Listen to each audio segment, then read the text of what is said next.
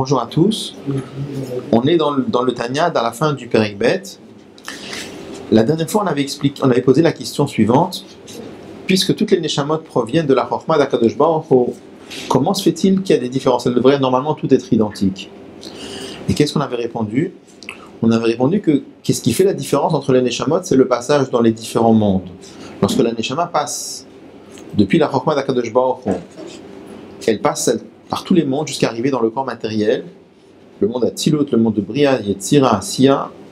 Elle passe par tous les niveaux. Mais là se fait la différenciation parce que il y a des Neshamot qui passent plutôt par tel niveau ou d'autres qui passent plutôt par tel niveau. Alors qu'est-ce que ça veut dire qu'ils passent plutôt par tel niveau, par tel niveau? Toutes les Neshamot passent par tous les niveaux. On avait dit qu'il y a deux façons de passer. On peut passer derrière Ma'avir en faisant que passer, ou alors il y a derrière Hitlavut, on s'habille. La différence entre les deux, c'est que lorsqu'on s'habille dans un niveau, on prend la marque du niveau. Lorsqu'on fait que transiter, on ne prend pas la marque. Donc, par exemple, la Neshama de Moshe Rabbeinu, c'est marqué que telle qu'elle était dans Chokhmah d'Atzilut, elle a transité par tous les niveaux et comme ça elle est arrivée dans ce monde-là. Et d'autres Neshamot comme les nôtres sont des Neshamot qui se sont habillés dans le monde de Asiya, c'est-à-dire qui ont subi la marque du monde de Asiya. Et on avait donné justement l'exemple, c'était Kemashal Aben Anim Shach Mimoach Ha'av, l'exemple d'un enfant qui provient du cerveau de son père, qui provient de la spiritualité qu'il y avait dans le cerveau de son père. On a vu que l'enfant au début, comment ça fonctionne. Au début, il y a une seule cellule et qui se divise en 2, en 4, en 8, et toutes les cellules sont identiques au début. Et à un moment intervient ce qu'on appelle la différenciation cellulaire, qui fait qu'à la fin on va avoir des cellules très différentes et des organes très différents. On va avoir le système nerveux, on va avoir le tube digestif, et ce sont des cellules qui sont très très très différentes. Et on avait dit que malgré toute cette différenciation-là, toutes les Neshamot sont liées avec leur source première, qui est la spiritualité qu'il y avait dans le cerveau dans le cerveau du père. Pourquoi?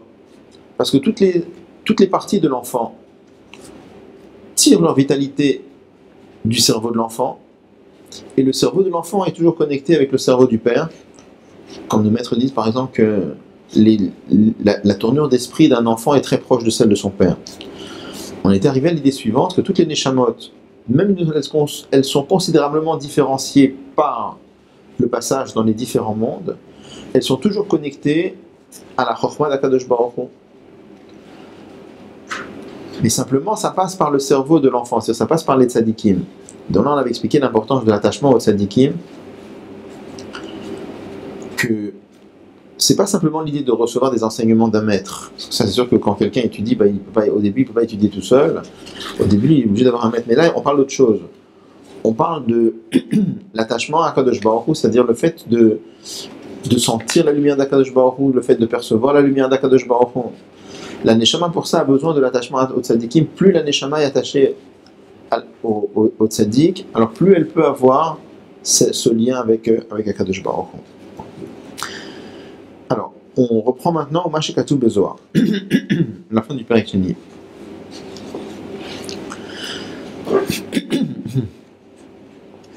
Là, il va poser une question sur tout ce qui a été dit, parce que de ce qu'on a vu jusqu'à présent, on comprend que le niveau de la Neshama de l'enfant, ça dépend de quoi finalement? Ça dépend du passage dans les mondes, donc ça dépend d'Akadosh Baruch Hu. Donc, il pose une question, il dit Mashekatu Bezoar, et ce qui est mentionné dans le Zohar, ou Bezoar Chadash, et dans le Zohar Chadash. Sha'ikar Taloui, que l'essentiel dépend, chez Kadesh Atzmo, que les parents se sanctifient, Beshat Tashmish Davka, au moment de leur relation intime. Maché Enket, ce qui n'est pas le cas, Bene Ame Haaretz, les enfants des gens ignorants, des gens simples. Bon, là-bas, dans le Zohar, c'est marqué, on comprend, en tout cas dans le Zohar, on a l'air de comprendre que le niveau de la Neshama d'un enfant dépend des parents. Et comment on dépend des parents? C'est marqué que lorsque les parents, au moment de leur relation intime, s'ils ont des pensées pures et saintes pour accomplir la mitzvah d'Akadosh Baruch Hu de mettre au monde des enfants, alors à ce moment-là, ils vont faire descendre une Neshama qui est pure. Et le contraire dans le cas contraire. Donc c'est en contradiction avec ce qu'on a appris avant, parce qu'avant on a appris qu'a priori, ça dépend du passage dans le Olamot, ça dépend d'Akadosh Baruch Hu, ça dépend pas des parents. Alors il va répondre, et il dit Hainu il dit c'est parce que Ein lecha nefesh ruach neshama, il n'existe pas d'âme, Nefesh Ruach Neshama, c'est les 3 niveaux de l'âme, chez Ein la Levouche, qui n'a pas de vêtements, ni Minefesh, qui provient de la Neshama de Atzmut Aviv Veimo, de l'essence de ses parents. Donc, l'idée de la réponse est la suivante, c'est de dire qu'en vérité, le niveau de la Neshama de l'enfant, il est totalement indépendant des parents, ça ne dépend pas des parents, ça dépend de ce qu'on avait vu avant, c'est le passage dans l'enchaînement des mondes, et ça dépend d'Akadosh Baruch Hu. Quand le Zohar nous dit que ça dépend des parents, on parle d'autre chose. On va voir que les parents communiquent à l'enfant un certain vêtement. Et ce vêtement, il peut être plus ou moins propre, il peut être, ou alors il peut être entaché. Maintenant, donc on pourrait très bien avoir par exemple une neshama qui est très haute, mais qui n'a pas eu la chance d'avoir des parents qui connaissaient ça par exemple. Et dans ce cas-là, il a eu un vêtement qui n'était pas tellement pur. Ou le contraire, on peut avoir une neshama qui n'est pas tellement haute, mais les parents ont fait tout ce qu'il fallait. Et dans ce cas-là, il a un vêtement qui est pur. Alors, ce qu'on explique quand même, c'est que ce vêtement-là, on peut le travailler. Mais ça va demander un effort quand même au départ. Alors, pour comprendre un petit peu de quoi il s'agit dans ce vêtement-là, je voulais simplement mentionner ce que le Tzemar Tzedek écrit. Tzemar Tzedek, c'était le petit-fils de Admor Zaken, il écrit que il s'agit de ce qu'on appelle le Nefesh HaSichlit. C'est-à-dire, dans Tanya, on parle clairement de l'âme divine et de l'âme animale, on parle de deux Neshamot. On veut dire, il y a beaucoup de Mamarim. En Chassidut, on explique en vérité, il y a une troisième Neshama qui est un peu l'arbitre entre les deux. On appelle ça le Nefesh HaSichlit, l'âme intellectuelle. Certains Mamarim, on le considère comme un certain niveau très fin dans l'âme animale. On trouve des Mamarim dans lesquels c'est considéré comme une troisième Neshama. On trouve des Mamarim dans lesquels on considère que ça fait partie de l'âme animale et c'est un niveau très fin de l'âme animale, mais ça change pas grand-chose. En tout cas, l'idée c'est, si on prend comme une troisième Neshama, le Nefesh HaSichlit, qui est porté en allusion dans le Tanya, on verra dans le chapitre 10, il y a un endroit où le Admor Zaken dit lorsque l'homme renforce son âme divine et il lutte contre son âme animale, c'est qui l'homme? Regardez cette phrase, on le verra dans le chapitre 10, il dit lorsque l'homme renforce son âme divine et lutte contre son âme animale, c'est qui l'homme? Donc ça serait la troisième Neshama, qui est le Nefesh HaSichlit, c'est l'intermédiaire. Celui qui fait la part des choses, c'est l'arbitre entre l'âme divine et l'âme animale. L'âme divine, elle cherche uniquement à être proche d'Akadosh Baruch Hu, à faire la volonté d'Akadosh Baruch Hu, il n'y a rien d'autre. Toutes les choses de l'âme, ça n'intéresse absolument pas. Le Nefesh HaBahmit, l'âme animale, c'est l'ego. L'âme animale, elle, qu'est-ce qu'elle cherche? Elle ne cherche pas spécialement à faire du mal, mais elle cherche à profiter de ce monde-là. C'est ça qui l'intéresse. Donc, toute la vie d'un juif, on verra qu'il y a une lutte, on verra plus loin dans le chapitre 9, il y a une lutte entre le Nefesh Elokit et le Nefesh HaBahmit. Mais en tout cas, qui est l'arbitre? Qui est-ce qui prend les décisions pour savoir est-ce qu'on va suivre plutôt l'âme divine, est-ce qu'on va suivre plutôt l'âme animale? C'est ce qu'on appelle le Nefesh HaSichlit, l'âme intellectuelle. Et donc ça c'est les parents qui donnent. Alors ça va demander un travail, mais c'est sûr que par exemple quelqu'un, on verra par exemple dans les Sifrei Kabbalah, on parle d'Avraham Avinu par exemple. Avraham Avinu, il avait une très grande Neshama, mais étant donné que son père c'était un idolâtre, c'est sûr qu'il n'avait pas un levouche qui était tellement pur. Mais il a travaillé pour affiner ce levouche-là. Bon.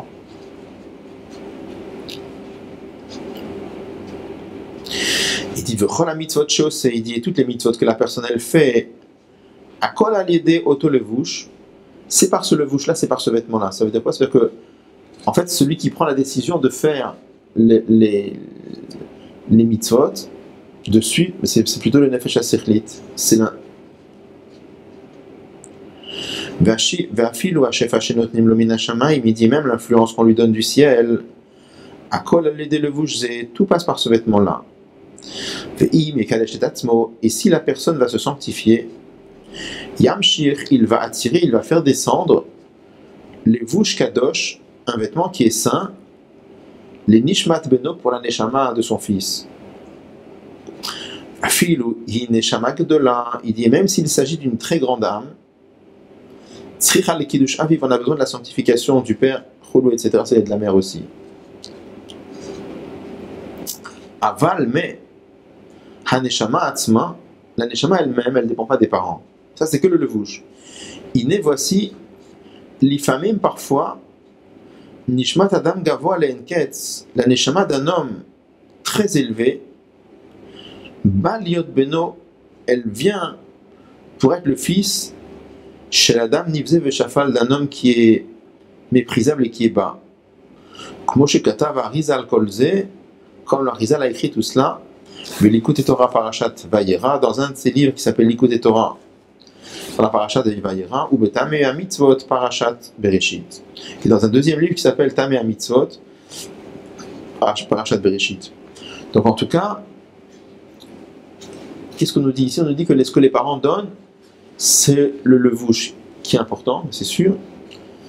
Mais la neshama elle-même, elle ne dépend pas des parents. La neshama, elle dépend du passage dans le lamot. Et ça, c'est Akadosh Baruch Hu qui décide. Et Akadosh Baruch Hu qui décide en fonction de la neshama, en fonction de la mission qui est donnée à chacun d'entre nous.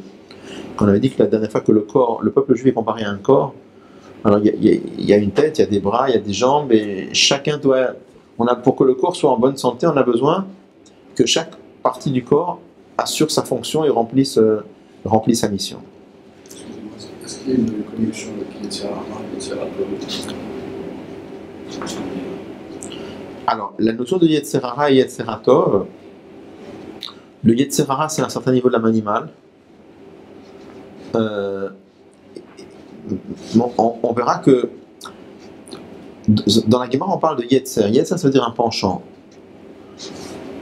Dans les Mamarim de Chassidut on parle aussi de Yetzer, mais on va plus loin, on parle de Nefesh. Nefesh Elokit, Nefesh Abahamit. Nefesh, ça veut dire une vie. C'est pas que. Quand tu dis Nefesh, quand tu dis Yetzer, un penchant, au moment c'est un détail. Une personne il a un penchant vers le bien, il a un penchant vers le mal. Là, ce qu'on explique, c'est beaucoup plus que ça. Ça va beaucoup plus loin. C'est pas qu'un juif, il a un penchant vers le bien ou vers le mal. Il a deux vies. Un juif a une vie divine et un juif a une vie naturelle. On l'appelle animale ou naturelle. C'est vraiment deux vies complètement différentes. La vie divine, c'est l'essence d'un juif au plus profond de lui-même, c'est son âme dit toutes les choses de Olam Hazé, toutes les choses de ce monde-là, ça n'intéresse pas. Ça n'intéresse absolument pas. L'âme animale, qu'est-ce qui l'intéresse? Que les plaisirs de ce monde-là. Elle ne cherche pas spécialement à faire du mal, mais toute sa vie, c'est quoi? C'est s'amuser, profiter. Il n'y a que ça qui l'intéresse. Et on verra que toute la vie d'un juif, en vérité, c'est de savoir, il y a une guerre entre les deux, et de savoir qu'est-ce qu'il va choisir. Parce qu'en fait, on ne se rend pas compte, mais quand on dit que l'essence profonde d'un juif, c'est quoi? C'est une parcelle d'Akadosh Baruch Hu qui a été envahie dans le monde.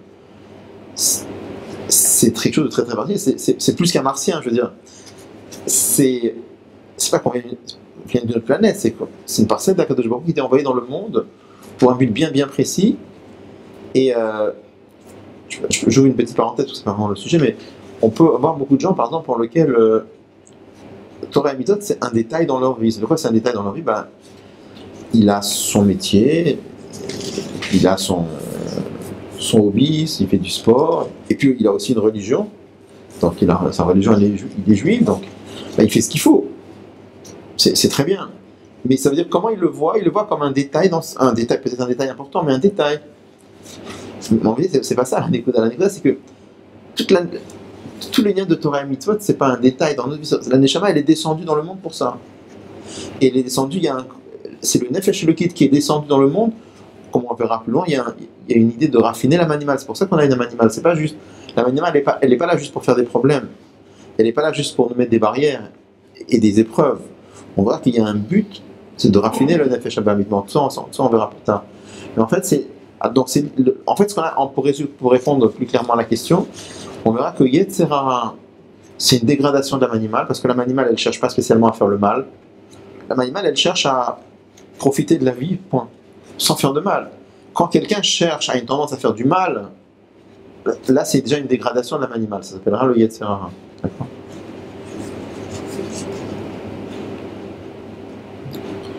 Et de la même façon, on avait vu au début du Père Galef que l'âme animale, elle peut avoir des bonnes tendances aussi. Donc il pourrait avoir un niveau de Yetzer Tov qui est lié à l'âme animale. Bon, le vrai Yetzer Tov, c'est l'âme divine, bien sûr. Et je veux dire, on avait vu avant, par exemple, qu'un juif a un naturel de Gmilut Rasadim et de Rahmanut. Il a pitié, il a, même de par l'âme animale, sans parler de l'âme divine. Donc ça pourrait être une forme de Yetzer Tov, tendance à faire le bien, mais ça fait partie de l'âme animale aussi. D'accord. Mais bon, le vrai Yetzer Tov, c'est l'âme divine, bien sûr. Alors, maintenant, on va commencer le Perek Gimel. Donc, si on voulait résumer le Perek Bet, qu'est-ce qu'on a appris dans le Perek Bet? On pourrait résumer ça en deux mots, c'est la source du Nefesh Elokit. D'où vient l'âme divine? On a dit que l'âme divine provient de la Chokhmah d'Akadosh Baruch Hu, qui fait un avec Akadosh Baruch Hu lui-même, et on a expliqué longuement qu'est-ce que ça veut dire que la Chokhmah d'Akadosh Baruch Hu fait un avec Dieu. On a juste posé une question, si toutes les Neshamot proviennent de la même source, pourquoi il y a des différences? Et on a répondu à cette question. Le Perek Shlishi, maintenant, on va commencer à parler des kochot, les forces, les capacités dont l'âme divine dispose. Donc vous voyez, ce sont des notions très fondamentales qu'on est en train d'apprendre, et ça fait partie de l'introduction, si on peut dire, à tous les éléments de réponse dont on va avoir besoin pour répondre aux questions qui ont été posées dans la première partie du premier chapitre. Alors, Perek Gimel. Ve'inei kol bechina u madrega mishalosh eilu, il dit chacun de ces trois niveaux-là, qui sont Nefesh, Ruach, Neshama. On avait dit avant que chaque Neshama contient trois niveaux, qui sont Nefesh, Ruach et Neshama. Chacun de ces trois niveaux-là, Kloula, englobe en elle, mais Eser Bechinot, 10 niveaux.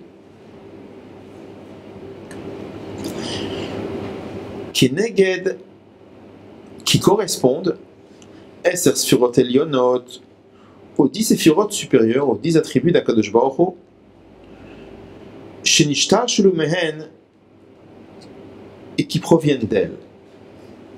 Ça veut dire, on va voir que dans chacun de ces trois niveaux, Nefesh, Ruach, Neshama,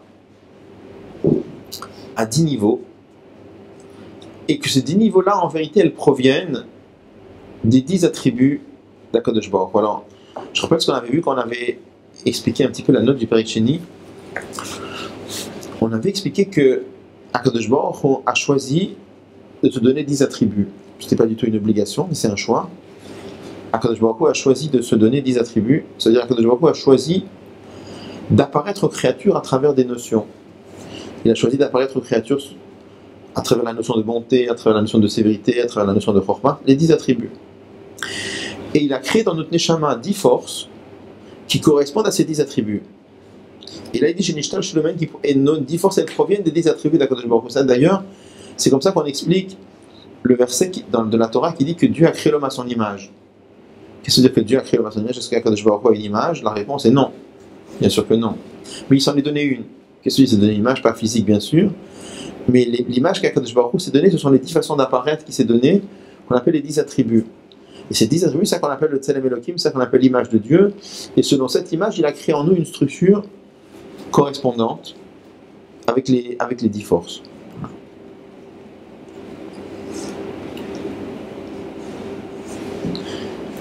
Alors, quelles sont les 10 forces?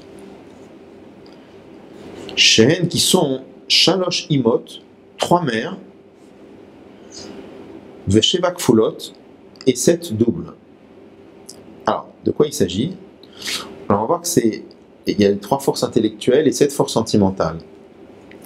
Le mot donc il dit ici Shalosh Imot et Sheva Kfulot, l'origine de cette phrase, ça provient de Sefer Yetzira.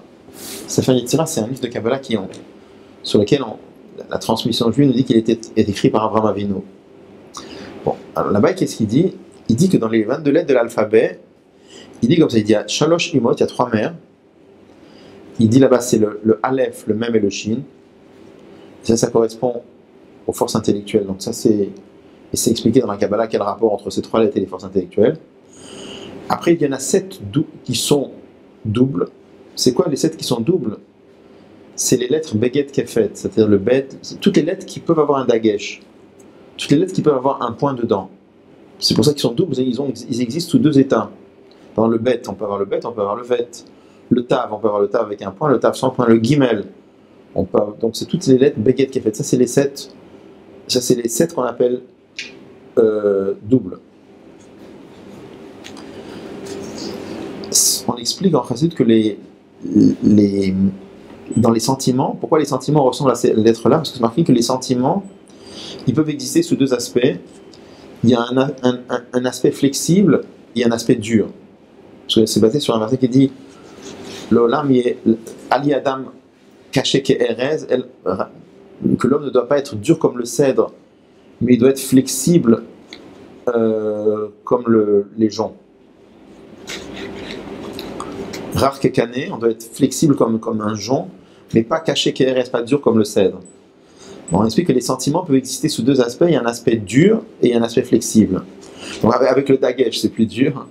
Et sans le dagesh, c'est plus flexible. C'est pour ça étant donné que les sentiments peuvent exister sous deux aspects, c'est pour ça on les appelle kfulot. Et les trois forces sentimentales, pourquoi on les appelle des mers? Parce qu'en vérité, comme on va expliquer tout de suite, ce sont ces trois forces-là qui engendrent les sept autres. D'accord? Bon, alors juste pour terminer, par rapport à ce qui est marqué là-bas dans le Sefer Yetzirah, il dit après il y a 12 lettres shutot, 12 lettres normales. Il y a 3 qui sont les mères, il y en a 7 qui sont doubles, et après les 12 on explique que ça ce sont ce qu'on appelle en principe les yud bet voulés à l'arson, enfin peu importe, mais ça correspond à, dans les sentiments entre eux, il peut y avoir des liens entre les sentiments. Il y a 12 façons de se lier, ça correspond aux 12 autres lettres, ça fait le total des 22 lettres de l'alphabet. Bon.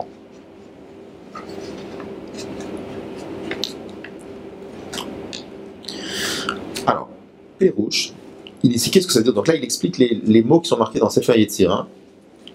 Les trois mères, c'est quoi? C'est Chochma, Bina, Vadat. On va les expliquer plus loin ce que ça veut dire. Ce sont les trois forces intellectuelles. Et après les 7 qu'on appelle doubles, il dit Shivat Yemei Abinyan, c'est les 7 jours de la création. Pourquoi on les appelle les 7 jours de la création, les 7 jours de la construction? Parce que on explique que chacun des jours de la création, c'est une de ces 6 niveaux-là qui a brillé. De quoi il s'agit? Chesed, la bonté, Gvura, la sévérité, Tiferet, la beauté, Chulu, etc. Il ne les cite pas, mais on sait qu'après il y a c'est Chesed, Gvura, Tiferet, Netzach, Od, Yesod, Malchut. Ce sont les 10 attributs. Alors, Bekar, Penefesh Adam, et ainsi aussi dans la Neshama de l'homme, Shenechleket Leshtaim, qui est divisé en deux. Sechel ou Midot, l'intellect et les sentiments. Alors, quand on dit Midot, sentiments, dans le mot Midot, il y a beaucoup de choses. C'est pas juste les sentiments. Midot, c'est aussi les traits de caractère. Parce qu'on va voir que quand on dit quelqu'un est bon, quelqu'un est sévère, c'est un trait de caractère. Mais on verra que la bonté entraîne la bienfaisance et l'amour. La sévérité est liée plutôt à la crainte, donc c'est déjà un sentiment, et à la rigueur.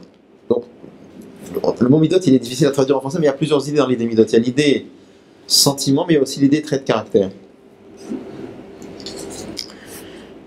Donc, on dit que dans la Neshama, il y a 2 niveaux, il y a Sechel et Midot. Alors, il explique Sechel kolel Chochma Binat Vadat. L'intellect contient 3 niveaux qui sont Chochma Binat Vadat.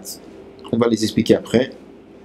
Vers Midot et les Midot, Hen, ce sont Avat Hashem, l'amour d'Akadosh Baruch Hu, ou par de Veirato, ou la crainte d'Akadosh Baruch Hu. On verra plus loin la différence qu'il y a entre Pachad et Yira, ou le Faro, et sentir la beauté de la divinité.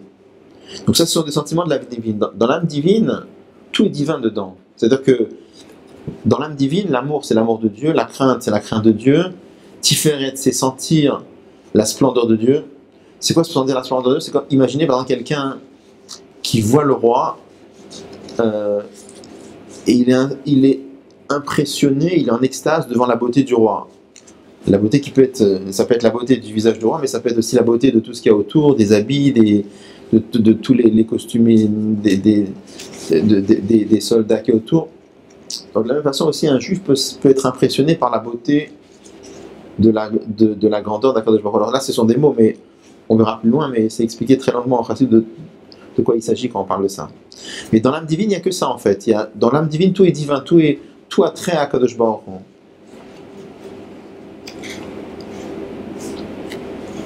Alors, Chochma bina vadat nikreu imot ou makol amidot, il dit Chochma bina vadat sont appelés les mères et la source des midot, des sentiments ou des traits de caractère, qui a midot, car les sentiments en toldot, ce sont notamment des enfants, des dérivés de Chochma bina vadat. Donc en fait, il dit que pourquoi est-ce que les trois on les appelle Shalosh Imot? On verra parce que Chochma bina vadat c'est la source des sentiments, et ce sont eux qui donnent naissance aux sentiments. Alors, je vais juste expliquer un petit peu comment il a commencé le Père Gimel en disant Kol prina ou madriga mishalosh elu. Il dit chacun de ces trois niveaux-là, Nefesh Ruach ou Neshama, contient les 10. Alors, quand on avait étudié la première fois la notion de Nefesh Ruach ou Neshama, je vous avais déjà dit que Neshama c'est plutôt l'intellect, et Ruach c'est plutôt les sentiments, et Nefesh c'est plutôt la partie concrète de la Neshama. Et là, il nous dit que dans chacun des trois, il y a les 10. Alors, plus clairement, ça veut dire quoi? On peut voir dans la vie des gens, vous avez des gens, par exemple, qui de nature sont des gens très très intellectuels. D'accord? Je veux dire, ça existe dans le monde profane, mais ça peut exister aussi dans... J'ai des juifs pratiquants, il y a des gens, par exemple, que toute leur vie, ils ont leur tête en train de réfléchir, et toute leur vie, elle est basée sur l'intellect. Donc chez eux, c'est plutôt l'essentiel dans leur vie. Tout le monde a Nefesh Ruach Neshama. Mais chez eux, c'est des gens qui vivent plutôt avec Neshama. Maintenant, dans Neshama, il y a les 10. Il y a des gens chez qui leur vie, elle n'est pas tellement basée sur l'intellect. C'est des gens chez qui la vie, elle est basée plutôt sur les sentiments. Donc chez eux, c'est plutôt Ruach. Mais dans Ruach, ils sont pas stupides.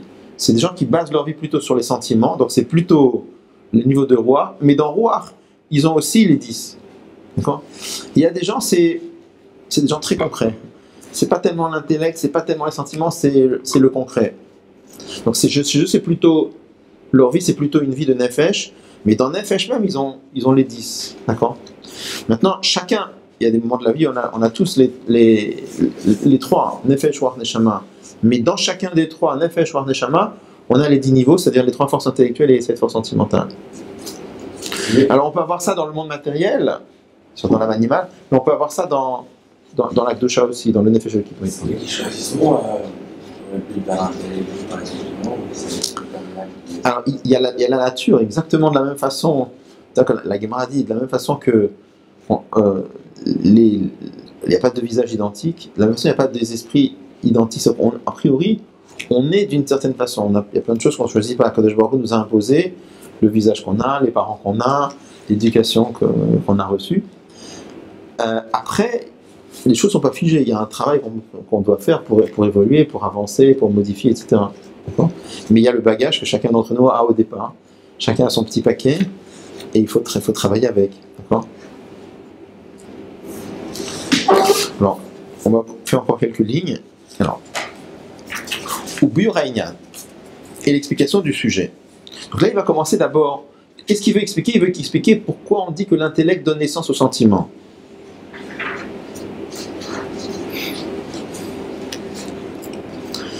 Alors pour ça, il va d'abord expliquer qu'est-ce que c'est que Chokhmah et qu'est-ce que c'est que Bina.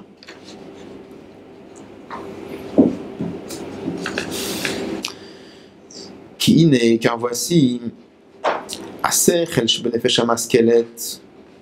l'intellect qu'il y a dans l'âme intelligente. L'âme divine, on l'appelle aussi Nefesh Hamaskelet. Pourquoi? C'est marqué parce que dans l'âme divine, l'essentiel, c'est plus l'intellect. Shewa maskil kol davar, mot qui est maskil chaque chose. Nikra beshem chokhma, on appelle ça chokhma. Alors, qu'est-ce que ça veut dire maskil? Et comme ça, quand on étudie quelque chose, ça peut être dans la Torah, mais ça peut être l'avdil, l'avdalat enkes dans le chol, ça peut être dans n'importe quoi. et qu'on ne comprend pas, on a une sensation d'obscurité.